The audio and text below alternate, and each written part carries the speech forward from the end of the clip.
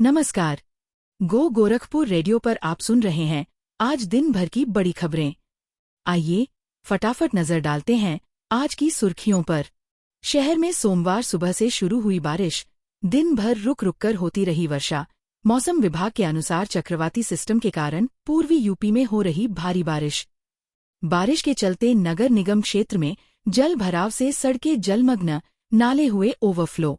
गोरखपुर नगर निगम को स्वच्छ वायु कार्यक्रम के तहत 75 करोड़ रुपए मिलेंगे। गोरखपुर लिंक एक्सप्रेसवे पर 1 अगस्त से शुरू होगी टोल टैक्स की वसूली, यूपीडा ने दरें घोषित की। बीआरडी मेडिकल कॉलेज में अब मरीजों को मिलेंगे तकिए। मेडिकल कॉलेज में पहली बार खरीदे गए तकिए।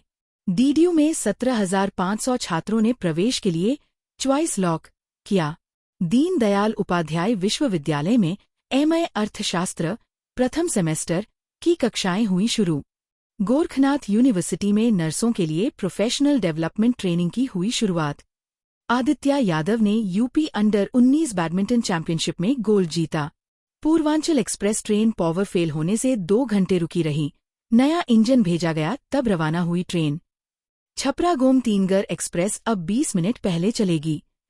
रेलवे स्टेशन पार्किंग से बुलेट चोरी, ठेकेदार पर केस दर्ज। व्यापार संगम 3.0 का शुभारंभ, 60+ स्टॉल्स में स्थानीय उत्पाद प्रदर्शित। कांग्रेस कार्यकर्ताओं ने संविधान बचाओ रैली निकाली। गमगीन माहौल में दुलदुल व पर्च में अब्बास का जुलूस शांतिपूर्वक निकाला गया।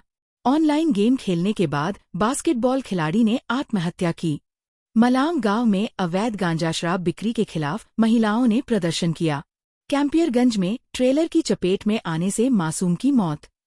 पिता की तिजोरी से 5 लाख चुराकर बेटा नेपाल जा रहा था, पुलिस ने गिरफ्तार किया।